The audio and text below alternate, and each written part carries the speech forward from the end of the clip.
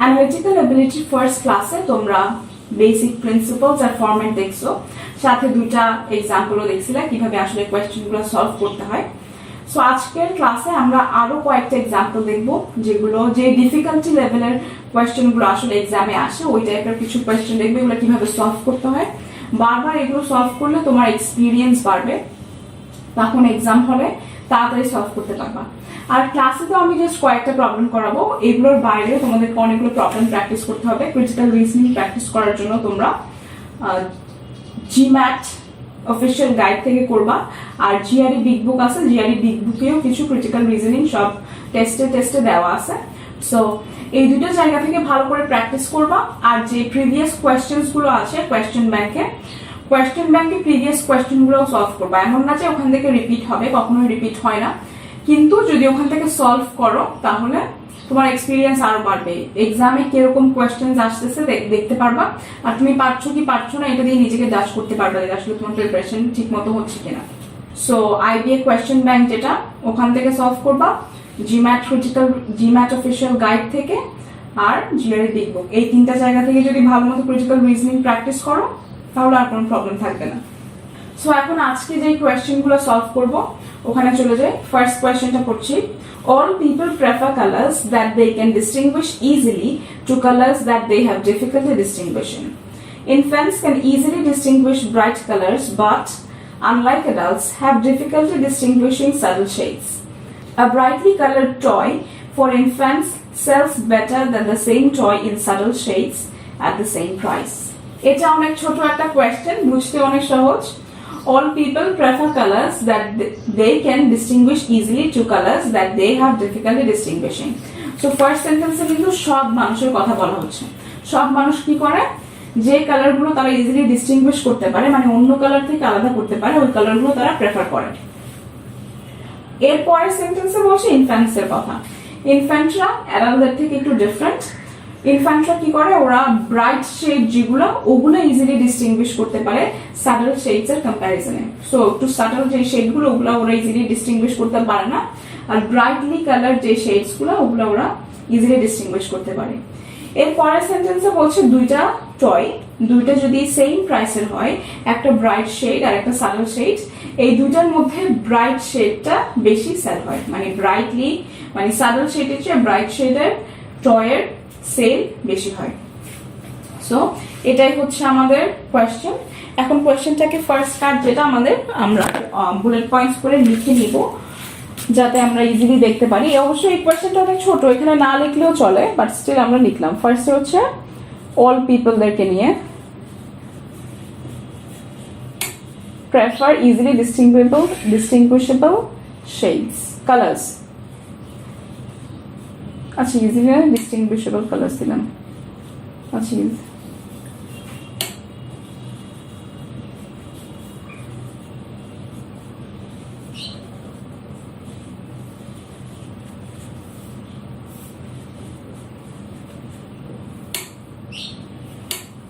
so all people prefer easily distinguishable colors. সেকেন্ডটা হচ্ছে infants এখানে কি বলছে, ইজিলি ডিস্টিংগুইশ ব্রাইট শেডস।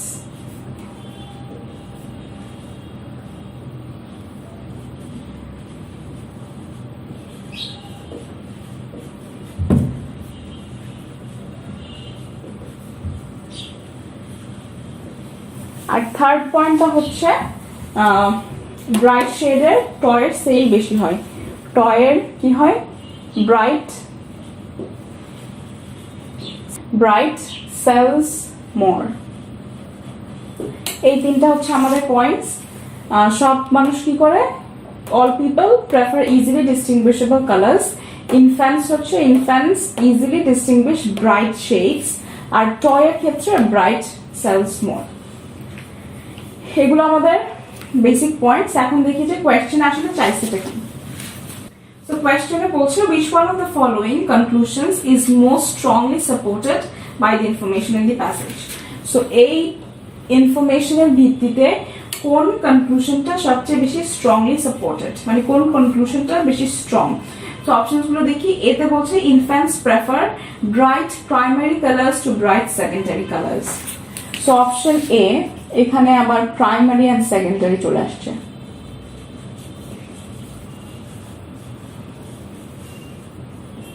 এই পয়েন্টস গুলো দেখো, এখানে কিন্তু আমরা ইজিলি ডিস্টিংগুইশেবল শেডস এর কথা বলছি, ব্রাইট শেডের কথা বলছি, সাডল শেডের কথা বলছি, বাট কোথাও কিন্তু প্রাইমারি আর সেকেন্ডারি ব্রাইটের কথা আসে নাই।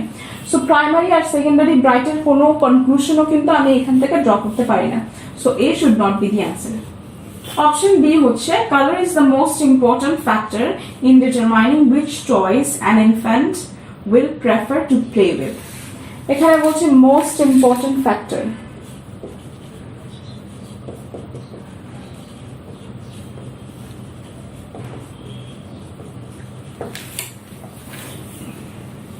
এই তিনটা জিনিস দেখো, এখানে টয়ের সেলস এর কথা বলছে, কোনটা দিয়ে খেলে ওটার কথা কিন্তু বলে নাই। সেলস এর কথা বলছে, প্লে এর কথা কিন্তু বলে নাই। সো ফার্স্ট অফ অল এখানে প্লে এর কথা বলছে, কোনটা দিয়ে খেলবে ওটার মোস্ট ইম্পর্টেন্ট ফ্যাক্টর বলছে। সো আমরা কিন্তু খেলার কথা জানি না, আমরা জানি যে সেল বেশি হয়। আর আরেকটা কথা হলো মোস্ট ইম্পর্টেন্ট ফ্যাক্টর, এখানে কালার একটা ফ্যাক্টর হতে পারে, ব্রাইট কালার গুলো বেশি সেল হয়, this can B one factor, but we don't know if it's the most important factor.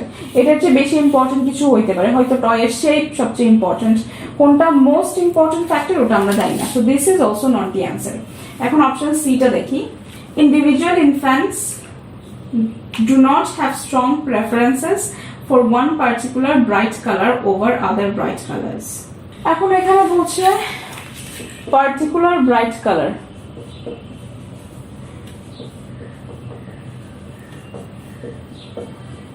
একটা পার্টিকুলার ব্রাইট কালারের তারা প্রেফার করে অন্য ব্রাইট কালারের চেয়ে। এখন এখানে তুমি যদি আবার বুলেট পয়েন্টস গুলো খেয়াল করো, আমরা এখানে ব্রাইট আর সাডল শেড নিয়ে কথা বলছি, কিন্তু কোনো পার্টিকুলার ব্রাইট কালারের কথা কিন্তু আমরা বলিনি। সো পার্টিকুলার ব্রাইট কালারের কথা যেহেতু আমাদের ইনফরমেশনে নাই, সো এর বেসিসে কোনো কনক্লুশন তো হতে পারে না। So this is also not the answer. এখন আমরা অপশন ডি দেখি। The sales of toys of infants reflect the preference of infants in at least one respect। So এই অপশনটাতে কি বলছে? Sale reflects preference one respect। So অন্তত একটা ক্ষেত্রে সেলটা আসলে ইনফ্যান্টের প্রেফারেন্সকে রিফ্লেক্ট করে। সেখানে যদি আমরা জিনিসগুলো আবার রিভিউ করি, এখানে বলছে ব্রাইট টয়গুলো বেশি সেল হয়। So this is our sales. এই সেলসটা ইনফ্যান্টসের প্রেফারেন্সকে রিফ্লেক্ট করছে। ওদের প্রেফারেন্স কি? ব্রাইট শেডস, কারণ ওরা ইজিলি ডিস্টিংগুইশ করতে পারে। আর সেলেও কিন্তু দেখি যে ব্রাইটটা বেশি সেল হচ্ছে।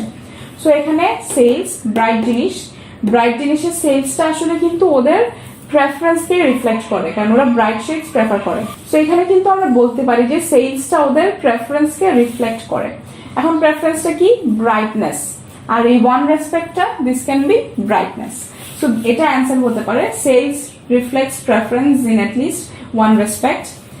রেসপেক্টটা হচ্ছে ব্রাইটনেস অফ টয়েস, আর এখানে ব্রাইট টয়েসের সেলস বেশি, ইনফ্যান্টসরাও ব্রাইট শেডস ইজিলি ডিস্টিংগুইশ করতে পারে। So this can be the answer, যে এই সেলসের এই ট্রেন্ডটা ওদের প্রেফারেন্স থেকে আসে। So sales reflects preference of infants in at least one respect. এখন অপশন ই তারপরে দেখি।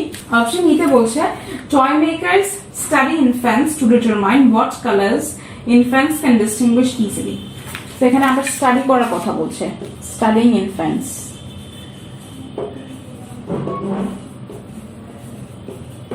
তো এখানে কিন্তু আমাদের ইনফরমেশন দেওয়া আছে যে ইনফ্যান্টরা ইজিলি ডিস্টিংগুইশ করতে পারে ব্রাইট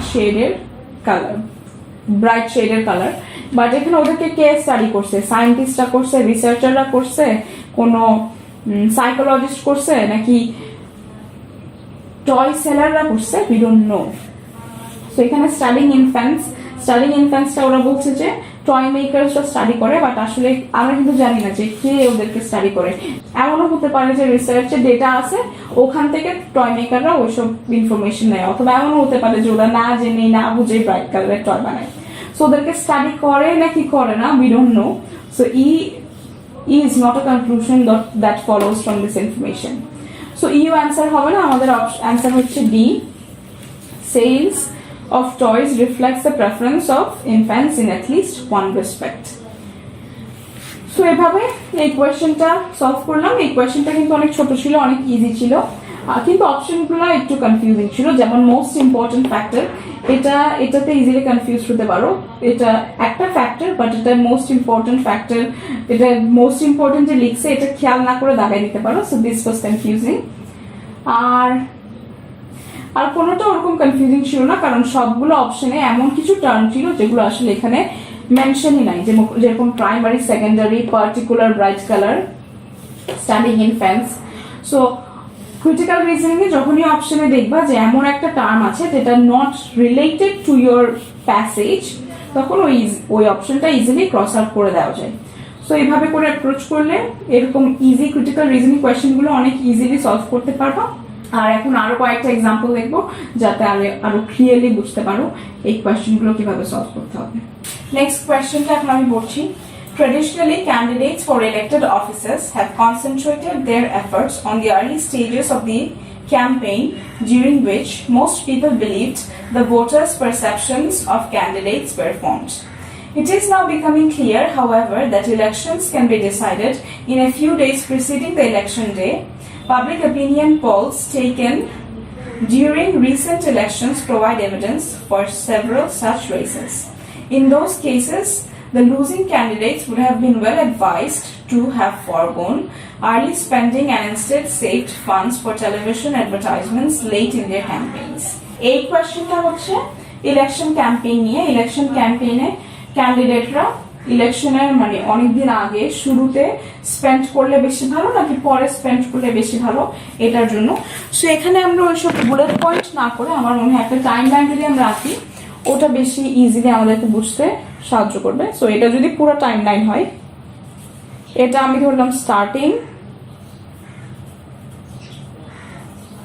আর এটা হচ্ছে আমার লাস্টের দিকে, লাস্ট স্টেজ।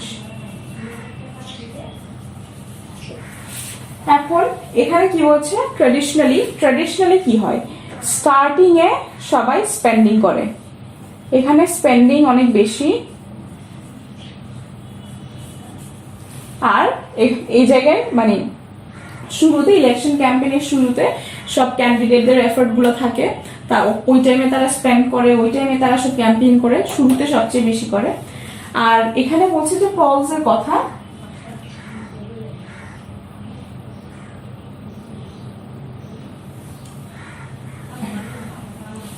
শুরুতে তারা এই স্পেন্ডিং গুলো কেন করে, কারণ তাদের পারসেপশন হচ্ছে এই স্টেজে, স্টার্টিং স্টেজে পারসেপশনটা ফর্ম হয়, পাবলিক পারসেপশন ফর্ম হয়।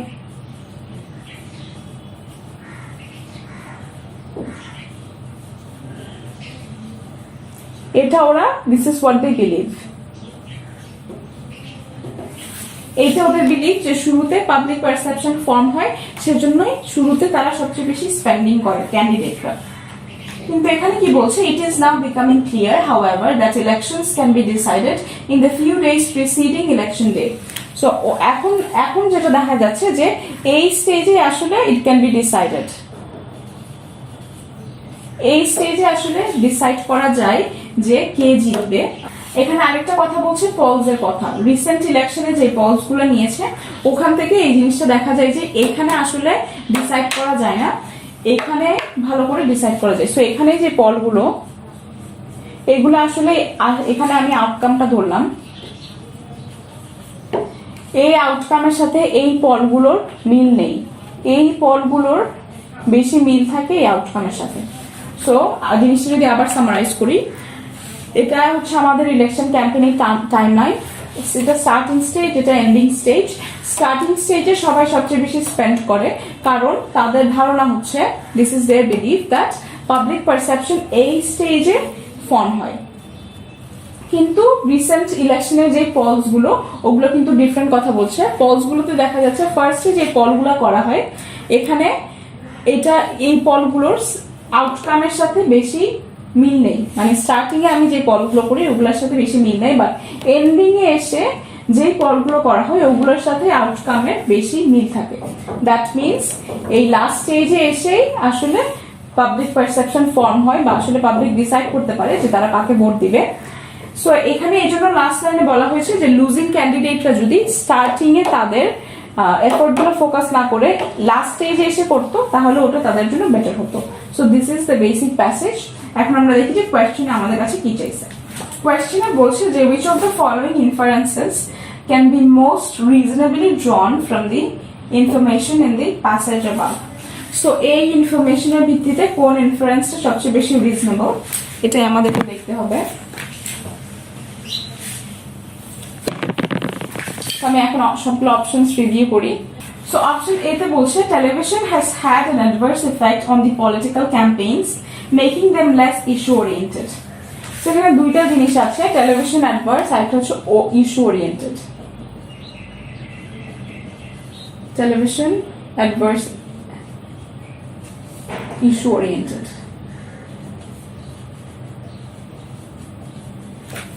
এই দুটো জিনিসে দেখো, ফার্স্ট হচ্ছে টেলিভিশন কি অ্যাডভার্স ইফেক্ট ফেলে কিনা।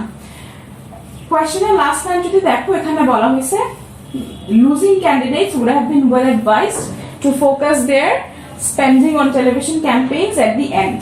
মানে শুরুতে এই স্টেজে লাস্ট স্টেজে এসে তারা যদি টেলিভিশন ক্যাম্পেইনে তাদের স্পেন্ডিং ফোকাস করতো তাহলে it would have been better for them। So television campaign কিন্তু অ্যাডভার্স ইফেক্ট ফেলে না। আর একটা জিনিস হচ্ছে টেলিভিশন ক্যাম্পেইন কিভাবে অ্যাডভার্স, কারণ জিনিসটাকে তারা লেস ইস্যু ওরিয়েন্টেড করে, এটা অপশনে বলছে। সো ইস্যু ওরিয়েন্টেশনের কোনো কথাই কিন্তু পুরো প্যাসেজে কোথাও নেই। সো এগেন এই জিনিসটা পুরা বাইরে থেকে আসছে। সো এই ইনফরমেশনের ভিত্তিতে এটা তো কনক্লুশন হতে পারে না, because nothing has been told about issue orientation in the passage. সেজন্য অপশন এ অ্যান্সার হবে না। এবার অপশন বিটা দেখি। অপশন বি তে বলছে politicians of the pre-television era failed to understand the important role television advertising plays in the political campaigns। এইখানে আবার বলছে pre-television era।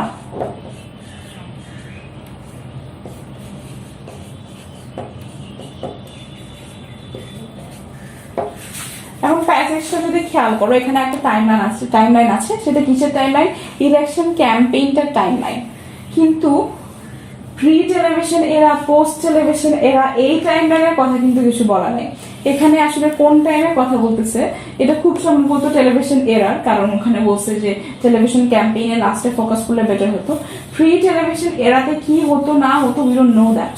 সো এখানে যে বলছে politicians of pre-television era fail to understand the important role television advertising plays in political campaigns। এই জিনিসটা আমাদের এখান থেকে আসলে আসে না, কারণ প্রি টেলিভিশন এরিয়াতে কি হইতো we don't know anything about that।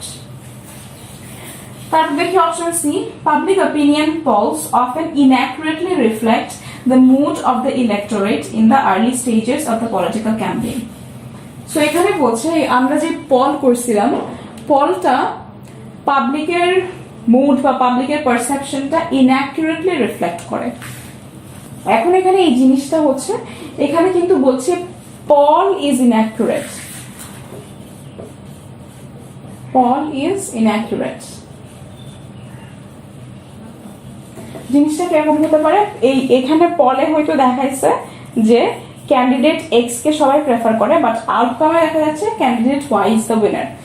তো এরকম যখন হয় তখন পলে দেখা যাচ্ছে এক্স কে সবাই প্রেফার করে। এখন এখানে কোয়েশ্চেনে বলছে পলটা পাবলিকের পারসেপশনকে ইনঅ্যাকুরেটলি রিফ্লেক্ট করছে, মানে পাবলিক ধরো ওয়াই কেই পছন্দ করে, বাট পল দেখাচ্ছে এক্স। বাট জিনিসটা কিন্তু আসলে এরকম না, পলের কোনো দোষ নেই, পল কিন্তু ঠিক জিনিসটাই রিফ্লেক্ট করে। এই টাইমে যদি পল দেখায় যে এক্স, পলের রেজাল্ট যদি আসে এক্স সবচেয়ে ফেভারেবল পজিশনে, পাবলিকের মাইন্ডে হয়তো ওই টাইমে এক্সই সবার সবচেয়ে ফেভারেবল পজিশনে। পরে ইলেকশনের লাস্ট স্টেজে গিয়ে পাবলিকের পারসেপশনটাই চেঞ্জ হয়ে যায়। সো এখানে চেঞ্জ হয় কিন্তু পাবলিকের পারসেপশন। পল জিনিসটা ভুল দেখাচ্ছে এরকম না, পল ইজ কারেক্ট। পল যে দেখাচ্ছে এক্স, পাবলিক আসলে এক্স কে প্রেফার করছে, পরে আসলে পাবলিকের পারসেপশনটাই চেঞ্জ হয়েছে, সেজন্য আউটকামটা ডিফারেন্ট আসে। বাট আমরা কিন্তু বলতে পারি না যে পাবলিক ওয়াই কি প্রেফার করে, বাট পল এক্স দেখাচ্ছে। পলের আসলে কোনো ফল্ট নাই। পল যে প্রসেসটা, এখানে পলের কোনো ফল্ট আছে এরকম কিছু প্যাসেজে বলা নেই। সো এই অপশনটাতে বলছে public opinion polls often inaccurately reflect the mood of the electorate. So public পলে আসলে ইনঅ্যাকুরেট রিফ্লেকশন হয় না। এই অপশনটা যেটা ইন্ডিকেট করছে যে পলের প্রসেসে বা পলের কিছুতে কোনো ফ্ল আছে, এরকম কিছু কিন্তু আমাদের এখানে বলা হয়নি। এমন হতে পারে যে পাবলিকের পারসেপশনটাই চেঞ্জ হয়ে যায়, সেজন্য পলের রেজাল্টটাও চেঞ্জ হয়, বাট পলে যে কোনো ফ্ল আছে দ্যাটস নট কারেক্ট। সো এই অপশনটাও কারেক্ট হবে না। এরপর দেখি অপশন ডি। অপশন ডি তে হচ্ছে polls taken in the days preceding a major election may not accurately predict the outcome of an election. So এখানে বলছে এই স্টেজে যেই পলগুলো নেওয়া হয় ওরা আউটকামটাকে অ্যাকুরেটলি রিফ্লেক্ট নাও করতে পারে। এখানে আমরা কি দেখছি, পলে ধরো এক্স, পলে দেখাচ্ছে এক্স জিতবে, আউটকামে ওয়াই জিতছে। সো এটা কিন্তু ঠিক আছে, এখানে যেটা রিফ্লেক্ট করছে এটা সেখানে রিফ্লেক্টেড হয় নাই, কারণ পাবলিক পারসেপশনই পরে চেঞ্জ হয়ে গেছে। সো পল যেটা রিফ্লেক্ট করে সেটা এই টাইমে রিফ্লেক্টেড হয় না, দিস ইজ কারেক্ট। আর লাস্টে, এখানে কিন্তু লাস্টে বলা আছে যে রিসেন্ট পলগুলোতে দেখা গেছে যে লাস্টে এসে পাবলিক পারসেপশনটা ফর্ম হয়। তার মানে কি লাস্টে যে এটা দেখায়, লাস্টে ধরো ওয়াই দেখাইছে, আউটকামও ওয়াই আসছে। So this can B correct যে polls taken in the days preceding a major election may not accurately predict the outcome of an election. শুরুতে যে পলগুলো করা হয় those don't accurately predict the outcome. So this is correct.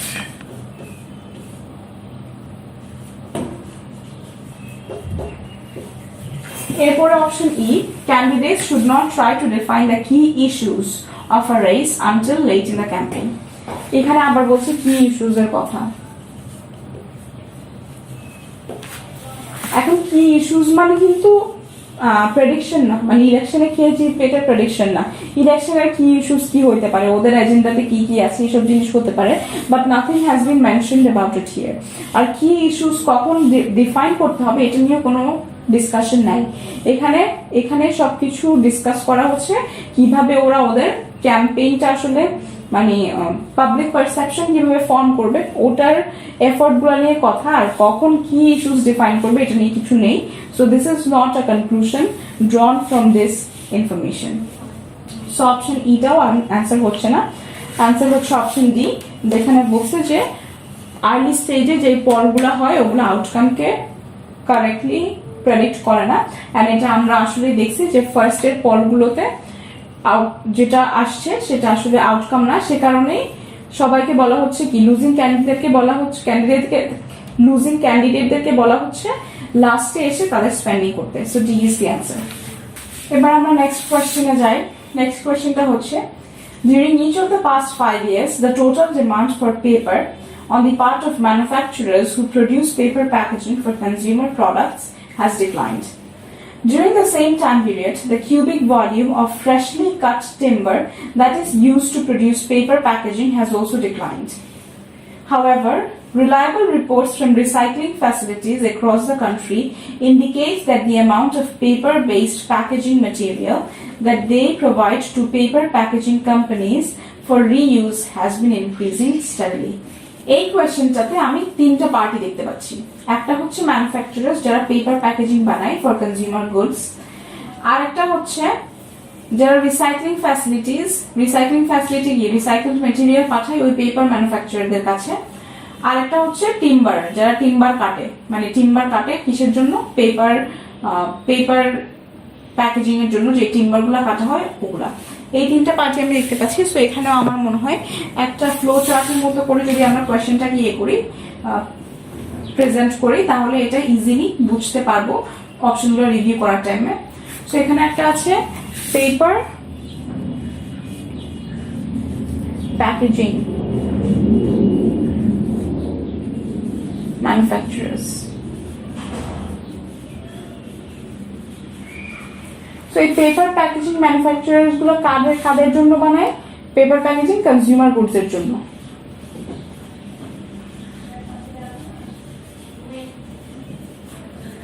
Consumer গুডসের জন্য ওরা paper packaging manufacturers বানায়। এখন ওদের কাছে যে টিম্বারের কথা বলছে, টিম্বারগুলো ওদের কাছে আসে,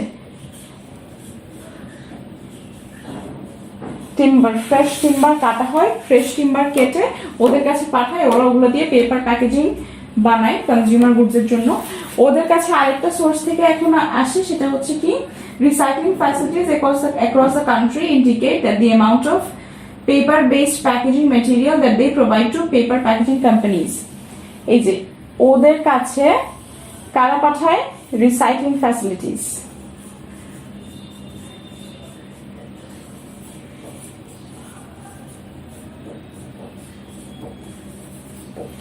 ফ্রেশলি কাট টিম্বার ওদের কাছে আসে, ওরা এগুলো দিয়ে প্যাকেজিং বানায়, তারপর ওখান থেকে কনজিউমার গুডস এর প্যাকেজিং হয়। রিসাইক্লিং ফ্যাসিলিটিস গুলাও রিসাইকেলড মেটেরিয়াল ওদের কাছে পাঠায়, ওখান থেকে ওরা এটা দিয়ে প্যাকেজিং বানায়, ওরা কনজিউমার গুডস বানায়। এখন আমরা কোয়েশ্চেনে যেটা বলছে সেটা হচ্ছে ফ্রেশলি কাট টিম্বার যেগুলো পেপার প্যাকেজিং এর জন্য ইউজ হয় এটা কমে গেছে, টিম্বার যেটা ইউজ হইতো ওটা কমে গেছে, পেপার প্যাকেজিং ম্যানুফ্যাকচারার্সদের প্যাকেজিংও কিন্তু কমে গেছে। আর রিসাইক্লিং ফ্যাসিলিটিস গুলো বলছে ওরা যেই রিসাইকেলড ম্যাটেরিয়াল গুলো সাপ্লাই করছে সেটা বেড়ে গেছে। তো জিনিসটা যদি এখন সামারাইজ করি, সেটা হচ্ছে আমাদের কিছু পেপার প্যাকেজিং ম্যানুফ্যাকচারার্স আছে যারা কনজিউমার গুডস এর জন্য প্যাকেজিং বানায়, ওরা ফ্রেশলি কাট টিম্বার র মেটেরিয়াল হিসেবে ইউজ করে ওদের প্যাকেজিং এর জন্য, আবার রিসাইকেলড ফ্যাসিলিটিস গুলাও এদেরকে পাঠায় প্যাকেজিং এর জন্য, রিসাইকেলড মেটেরিয়াল পাঠায়। এখন পেপার প্যাকেজিং ম্যানুফ্যাকচারিংটা কমে গেছে, এটা কমে গেছে, ফার্স্ট সেন্টেন্সে বলা আছে। টিম্বার যেগুলো আসতো এই পেপার প্যাকেজিং এর জন্য ওগুলাও কমে গেছে, ওগুলার ডিমান্ডও কমে গেছে। আরেকটা হচ্ছে রিসাইকেলড ফ্যাসিলিটিস গুলো কিন্তু বলছে যে ওরা যে ম্যাটেরিয়াল গুলো ওদেরকে পাঠায় রিসাইকেলড ম্যাটেরিয়াল ওগুলা বেড়ে গেছে। সো দুইটা জিনিস কমলো, একটা জিনিস বাড়লো। এখন আমরা অপশন গুলো রিভিউ করি। অপশন রিভিউ করার আগে তো দেখতে হবে যে কোয়েশ্চেন আসলে কি বলছে। কোয়েশ্চেনে বলছে the information provided best supports which of the following conclusions with respect to the last 5 years। So এখানে যেই ইনফরমেশন গুলো দেওয়া আছে ওগুলোর ভিত্তিতে অপশন গুলোর কোনটা সবচেয়ে বেস্ট সাপোর্টেড কনক্লুশন এটাই বের করতে হবে আগের কোয়েশ্চেন গুলোর মতোই। সো অপশন এ তে বলছে the amount of packaging using paper from freshly cut trees has decreased। So এখানে দেখো, এখানে কিন্তু বলছে যে পেপার প্যাকেজিং এর জন্য আগে যে ফ্রেশলি কাট টিম্বার ছিল ওগুলা কাটা কমাই দিছে। সো ফ্রেশলি কাট টিম্বার এখন ফর পেপার প্যাকেজিং কম হয়। সো এটা মানে কি, টিম্বার থেকে যে প্যাকেজিংটা তৈরি হইতো ওইটা অবশ্যই কমে গেছে, না হলে তো টিম্বার কাটা কমাতো না। সো আগে যদি আমরা কিউবিক ভলিউম ধরো 5 কিউবিক ভলিউম 5 সিসি টিম্বার থেকে ধরো 500 প্যাকেজ, জাস্ট ধরে নিলাম, আমি জানি না আসলে কতটুকু থেকে কতটুকু প্রডিউস করে, আমরা ধরে নিলাম যে 500 সিসি টিম্বার থেকে 500 প্যাকেজ হতো। এখন এটা কমাই দিছে, কমায় ধরো 300 করলো, অবশ্যই এটাও কমে যাবে, হয়তো 30 হবে অথবা কিছু একটা হবে। সো এটা যদি কমে যায় এটা কিন্তু কমতেই হবে। So option A correct, the amount of packaging using from freshly cut trees has decreased। So option এ যে freshly cut trees packaging কমে গেছে, এটা কিন্তু a valid conclusion from this information। এই ইনফরমেশনের ভিত্তিতে এই কনক্লুশনটা ভ্যালিড। সো এটা ঠিক আছে। তারপরেও অন্য অপশনগুলো আমরা রিভিউ করে দেখি। অপশন বি তে বলছে the amount of paper based packaging that has been recycled for the same uses has exceeded the amount that has not। তো এখানে বলছে যে রিসাইকেল জিনিসগুলা সেম ইউজের জন্য রিসাইকেল হলো কিনা। ধরো একটা পেপার, যদি পেপারটা কিসের জন্য, পেপারটা ধরো প্যাকেট বানানোর জন্য ইউজ হয়েছিল, ওইটা রিসাইকেল করে আমি আবার প্যাকেট বানাচ্ছি কিনা, মানে সেম ইউসেজ, রিসাইকেলের পরেও সেম ইউসেজ। অপশন বি কথা বলছে সেম ইউসেজ নিয়ে। এখন রিসাইকেলড জিনিসগুলো কি কারণে ইউজ হতো ওটা কিন্তু আমরা জানি না, আমরা জাস্ট জানি যে রিসাইক্লিং ফ্যাসিলিটিস থেকে ওদের কাছে র মেটেরিয়াল আসে, বাট এটা আসলে কি কারণে ইউজ হইতো we have no idea about that. So option B কিন্তু একটা কনক্লুশন হতে পারে না based on this information. Option C দেখি, recycled paper based packaging has been used only for new packaging.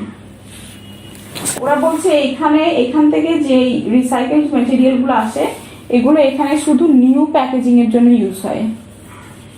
এখন এখানে নিউ এর কথা আসছে আর কি, অপশন সি তে বেসিক্যালি নিউ প্যাকেজিং এর কথা আসছে।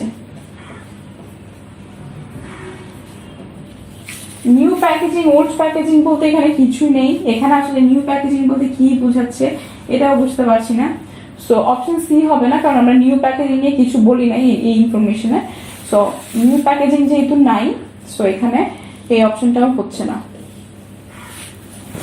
Option D, the total amount of packaging material made of non-paper materials has increased.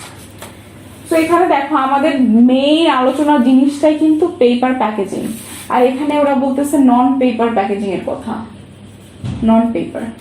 So নন পেপারে কি হয়েছে উই ডোন্ট নো, কারণ আমরা এখানে কথাই হচ্ছে শুধুমাত্র পেপার প্যাকেজিং নিয়ে। টিম্বার থেকে আসে, রিসাইকেল ফ্যাসিলিটিস থেকে আসে, বাট সবই পেপার প্যাকেজিং। সো নন পেপার বেসড প্যাকেজিং এর কোনো কিছু যদি অপশনে দেওয়া থাকে, এটা কিন্তু কনক্লুশনটা এই ইনফরমেশন থেকে আসে না। So this is not the answer. Option E বলছে consumers have increased the portion of paper products that they recycle after using. আচ্ছা, সো অপশন ই তে বলছে কনজিউমারদের রিসাইক্লিং বেড়ে গেছে।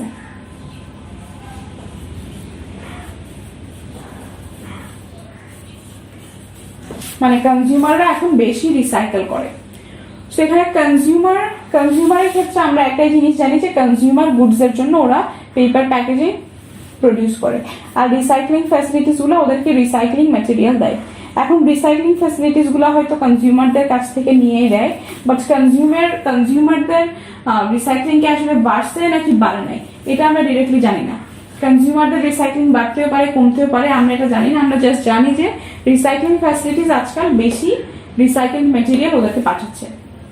ওই রিসাইকেলড ম্যাটেরিয়াল গুলো কি কনজিউমারদের কাছ থেকে বাড়ছে নাকি কমছে আমরা এটা জানি না। সো অপশন ডিও আসলে বলতে পারছি না যে এই ইনফরমেশন থেকে ভ্যালিড একটা কনক্লুশন। তো সবগুলো অপশন রিভিউ করার পর আমরা দেখলাম যে ফার্স্টটাই আসলে কারেক্ট। ফার্স্টটা হচ্ছে ফ্রেশলি কাট ট্রিজ থেকে যে প্যাকেজিং ওটা কমে গেছে, কারণ আমরা কোয়েশ্চেনেও দেখছি যে ফ্রেশলি কাট টিম্বার যেটা ইউজ হয় পেপার প্যাকেজিং এর জন্য ওটার ভলিউম কমে গেছে। সো ওটার ভলিউম যদি কমে যায়, ওখান থেকে যে প্যাকেজিংটা ক্রিয়েট হবে ওটার ভলিউমও অবশ্যই কমে যাবে। So option A is correct. So এখন বারবার কিন্তু এই কোয়েশ্চেনগুলোতে একটা জিনিস দেখা যাচ্ছে যে অপশনগুলো যখন তুমি রিভিউ করবা, ইররেলেভেন্ট জিনিসপত্র যদি থাকে কোয়েশ্চেনে যেটা তোমার প্যাসেজের সাথে রিলেটেড না, আমরা ইজিলি ওই জিনিসটা ক্রস আউট করে দিতে পারি। আর একটা জিনিস, আমরা কিন্তু এখানে ফার্স্টে আমরা আমাদের কারেক্ট অ্যান্সার পেয়ে গেছিলাম, বাট স্টিল আমরা সবগুলো অপশন রিভিউ করছি। এটা খুব ইম্পর্টেন্ট। তোমার যদি মনে হয় যে তুমি একটা জানো এটা কারেক্ট অ্যান্সার, তারপরে অপশনগুলো রিভিউ করবা, কারণ কোয়েশ্চেনে অনেক সময় বলা থাকে যে which of the following most strongly supports, most weakens। এই মোস্ট জিনিসটা important, this is a keyword. এখন একটা জিনিস হয়তো এটা কারেক্ট, বাট অন্য কিছু যদি আরো স্ট্রঙ্গার হতো আমাদের ওটাই অ্যান্সার হবে। সো এমন আরেকটা জিনিস হলো, একটা জিনিস তোমার দেখে কারেক্ট লাগলেও অনেক ডিসেপটিভ এই অপশনগুলো। সো তুমি হয়তো ডিসিভড হয়ে মনে হচ্ছে ওটা কারেক্ট, আর একটু অপশন পড়লে হয়তো তুমি বুঝতে পারতে যে আসলে ওটা কারেক্ট না। সো কারেক্ট অ্যান্সার পেয়ে গেলেও রিভিউ অল দি অপশনস। এবার আমরা আমাদের ফোর্থ কোয়েশ্চেনটা দেখি।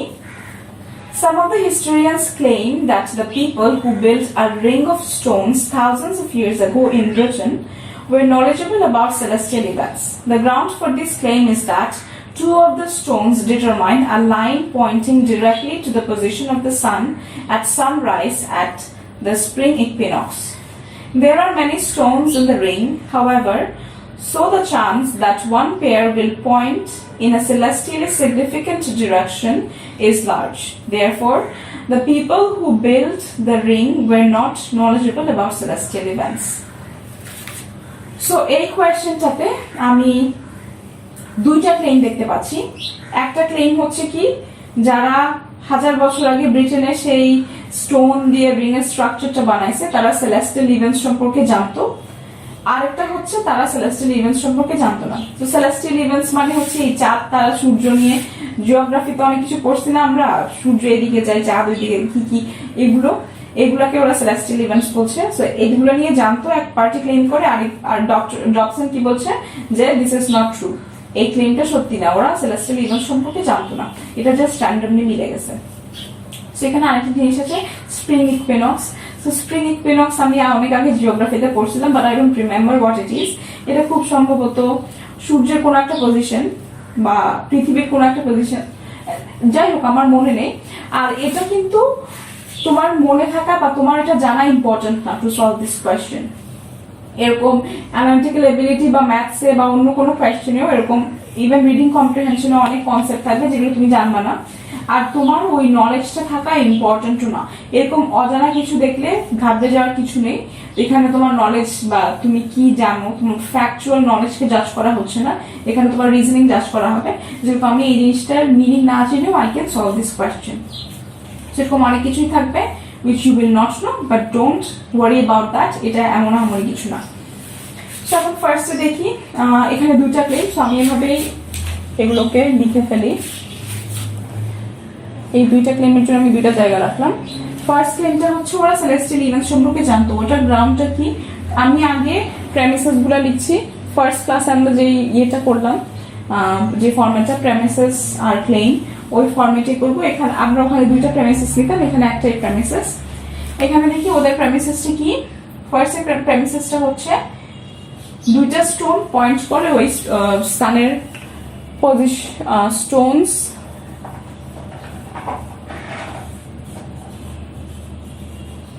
point the position of sun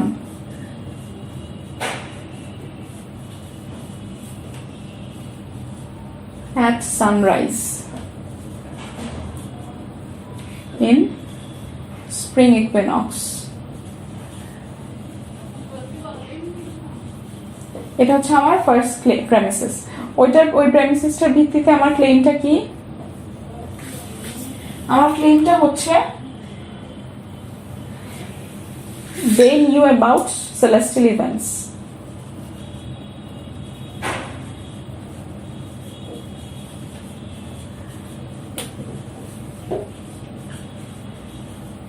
তো এটাই হচ্ছে আমার ফার্স্ট আর্গুমেন্টটা কি, যে স্টোন, ওরা যে রিংটা বসাইছিল ওখানে দুইটা স্টোন সানের পজিশনের দিকে পয়েন্ট করে, সেজন্য হিস্টোরিয়ানরা বলে যে এই ক্লেমটা মানে যারা বানাইছে এটা অনেক বছর আগে ব্রিটেনে, ওরা সেলেস্টিয়াল ইভেন্ট সম্পর্কে জানতো। এখন আমার সেকেন্ডটার জন্য আমার প্রেমিসেসটা কি, সেকেন্ডটার জন্য প্রেমিসেসটা হচ্ছে there are many stones in the ring however, so the chance that one pair will point in a celestially significant direction is large. So এটা হচ্ছে ওরা বলছে probability, large probability.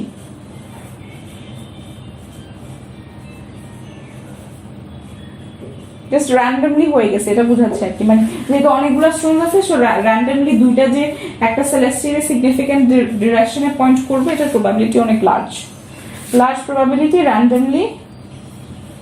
Random event, এরকম র্যান্ডমলি হয়ে গেছে। আর সো ওদের এই জন্য ওদের ক্লেমটা কি, they didn't know about celestial events.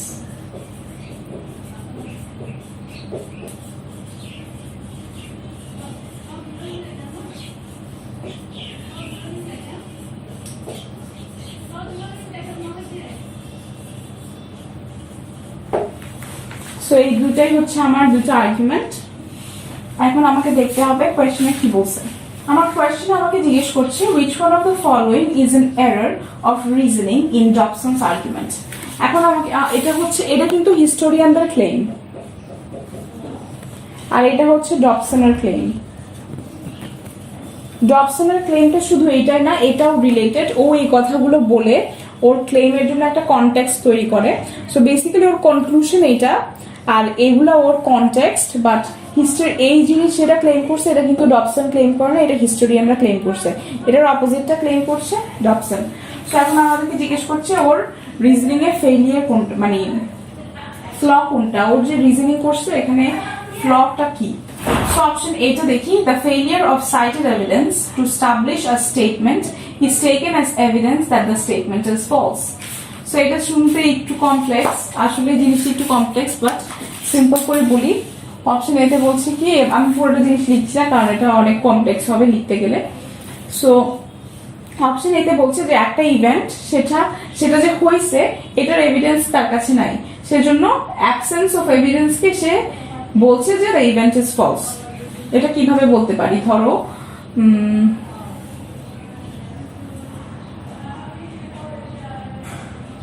আমি তোমাকে একটা কাজ দিলাম, এখন তুমি কি কাজটা করছো নাকি করো নাই সেটা আমি ভেরিফাই করব। সো ক্লাসে টিচার তোমাকে হোমওয়ার্ক দিল, তুমি বললা যে আমি খাতাটা ফেলে আসছি বাসায়। সো খাতাটা তুমি ফেলে আসছো, দ্যাট মিনস তুমি এভিডেন্স দেখাতে পারছো না যে তুমি আসলে জিনিসটা করছো। সো যেহেতু তুমি এভিডেন্স দেখাতে পারছো না, তোমার টিচার ভেবে নিল যে তুমি হোমওয়ার্ক করো নাই। বাট এমনও তো হতে পারে যে তুমি হোমওয়ার্ক করছো বাট এভিডেন্সটা শো করতে পারছো না। এভিডেন্স নাই দেখে তোমার টিচার ধরে নিল যে জিনিসটা ফলস। এটা হচ্ছে একটা রিজনিং এর ফ্ল, যে তুমি এটা হইছে প্রমাণ করতে পারছো না, সেজন্য তুমি বলে দিলা যে হয় নাই।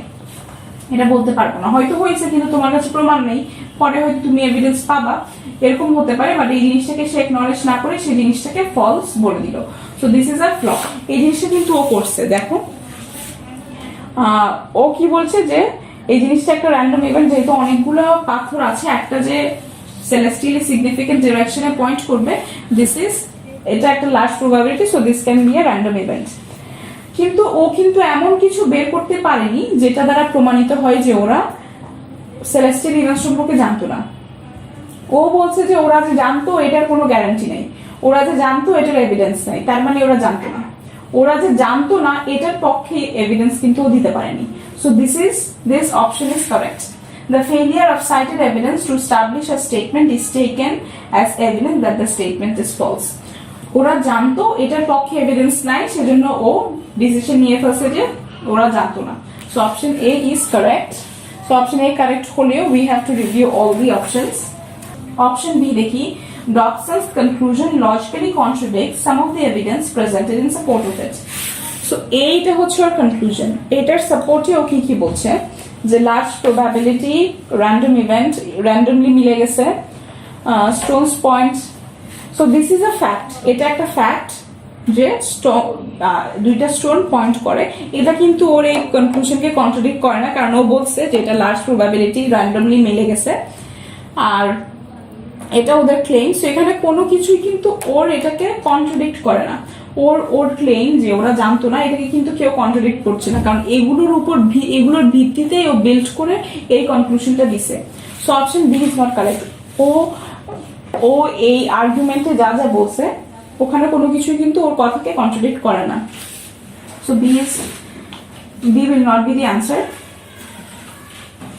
অপশন সি দেখি, statements that absolutely establish Dobson's conclusion are treated as if they merely give support to that conclusion. So এখানে যে জিনিসগুলো ওর ক্লেমটাকে এস্টাবলিশ করছে, এই তিনটা জিনিস, এগুলা কি সবগুলো কি ওর কনক্লুশনকে সাপোর্ট করে কিনা, জাস্ট মেয়ারলি সাপোর্ট করে এটা বলছে। But this is not true, কারণ দেখো এই ক্লেমটা যেটা ও প্রেজেন্ট করছে টু এস্টাবলিশ হিজ আর্গুমেন্ট, এটা কিন্তু পুরোপুরি ওর ক্লেমের অপোজিট। সো ও একটা কন্ট্রাডিক্টরি জিনিস না, ঠিক ওর বিলিফের অপোজিট একটা জিনিস প্রেজেন্ট করে ওটা থেকে বিল্ড করে ওর কনক্লুশনটা দিছে। সো ও যা ইউজ করছে ওর আর্গুমেন্টকে এস্টাবলিশ করার জন্য সবকিছু মেয়ারলি ওর আর্গুমেন্টকে সাপোর্ট করে না। C is also not the answer. Option D দেখি, something that is merely a matter of opinion is treated as if it were subject to verification as a matter of fact. So যে জিনিসটা verify করতে চাচ্ছে সেটা হচ্ছে এই মানুষগুলো কি সেলেস্টিয়াল ইভেন্ট সম্পর্কে জানতো কিনা।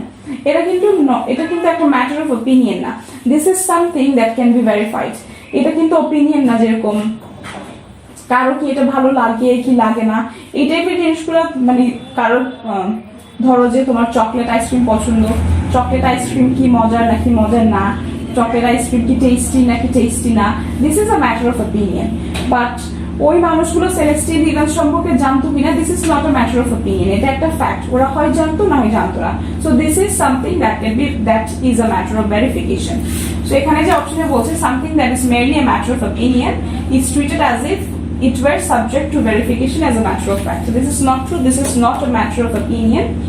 This is a matter that is subject to verification. So option D will also not be correct. Option E দেখি, Dobson's drawing the conclusion relies on interpreting a key term in two different ways. So এখানে key term কি আছে? Stones pointing, celestial events, spring equinox, যদিও এটা significant না, এখানে আসলে কোনো key term কেউ দুইভাবে ইন্টারপ্রেট করছে এরকম না, কোনো key term কেউ দুইভাবে ইন্টারপ্রেট করে নাই to establish his arguments. So this is also not the answer. So answer হচ্ছে অপশন এ। অপশন এ কি করছে ও, যে ওই মানুষগুলো যে সেলেস্টিয়াল ইভেন্ট সম্পর্কে জানতো না, এটার এভিডেন্স ওর কাছে নাই, বাট ওরা যে জানতো এটার এভিডেন্স ওর কাছে নাই। সো জানতো এটার এভিডেন্স নাই, সেজন্য সে বলে দিচ্ছে যে জানতো না। So option A is the answer. এতক্ষণ আমরা যে কোয়েশ্চেনগুলো সলভ করলাম সবগুলোতেই দেখবে একটা জিনিস খুবই ইম্পর্টেন্ট, সেটা হচ্ছে ভিজুয়াল রিপ্রেজেন্টেশনটা। তুমি এই বড় প্যাসেজটাকে আসলে কিভাবে সিম্পল ভাবে গুছায় লিখতেছো। গুছায় লিখলে টিচার তো অবশ্যই দেখবে না তুমি কিভাবে লিখছো, বাট এটা তোমার বেনিফিটের জন্য, যাতে তুমি তাড়াতাড়ি দেখে বুঝতে পারো, অপশন রিভিউ করার সময় ইজিলি জিনিসগুলো বুঝতে পারো। এই জন্যই আসলে খুব সুন্দর করে এটা প্রেজেন্ট করা দরকার। সুন্দর করে না, ঠিক ইফেক্টিভ ভাবে, যেটা দেখলে তুমি বুঝতে পারবা। ভেন ডায়াগ্রাম যদি তোমার কাছে ফিজিবল মনে হয় ভেন ডায়াগ্রাম, টাইমলাইন হলে টাইমলাইন, বুলেট পয়েন্টস হলে বুলেট পয়েন্টস, যেভাবে তোমার মনে হয় তুমি ইজিলি বুঝতে পারবা সেভাবে। আর সব কোয়েশ্চেন কিন্তু একভাবে হবে না, সব কোয়েশ্চেন একইভাবে রিপ্রেজেন্ট করা যাবে না। যেমন লাস্টে যে কোয়েশ্চেনগুলো করলাম ওগুলো একটাও ভেন ডায়াগ্রাম দিয়ে হয় না, আবার সবগুলো বুলেট পয়েন্টস দিয়েও হয় না। সো এইভাবে কোনোটা বুলেট পয়েন্ট লাগবে, কোনোটা ফ্লো চার্ট লাগবে, কোনোটা ভেন ডায়াগ্রাম লাগবে, যেটা তোমার জন্য সুবিধা সেভাবে জিনিসটাকে রিপ্রেজেন্ট করলে তুমি অপশনগুলো তাড়াতাড়ি রিভিউ করতে পারবা, তাড়াতাড়ি সলভ করতে পারবা, বুঝতে সুবিধা হবে। সো এখন কখন কোনটা ইজি হবে সেটা বোঝার জন্য অবশ্যই অনেকগুলো প্র্যাকটিস করতে হবে। এই জন্যই সবচেয়ে বেশি ইম্পর্টেন্ট হচ্ছে প্র্যাকটিস করা। আর এরকম বেশি বেশি প্র্যাকটিস করলে বুঝতে পারবা যে আসলে কখন কিভাবে লিখলে তোমার জন্য সলভ করা ইজি হবে। আর একটা জিনিস হলো, আমি এত বড় বোর্ডে সলভ করছি, বাট এক্সাম হলে তুমি এরকম জায়গা পাবা না। ইনফ্যাক্ট এটা সবচেয়ে বড় একটা সমস্যা, যে জায়গা থাকে না, রাফ করার জায়গা দেয় না। ধরো একটা খাতা এতটুকু এতটুকু এরকম সাইজের হয়তো তোমার এক্সামে কোয়েশ্চেন হবে, এইগুলো এখানে এখানে সব কোয়েশ্চেন থাকবে এরকম এরকম, ধরো এগুলো সব কোয়েশ্চেন এই যে এই জায়গাগুলোতেই তোমাকে করতে হবে।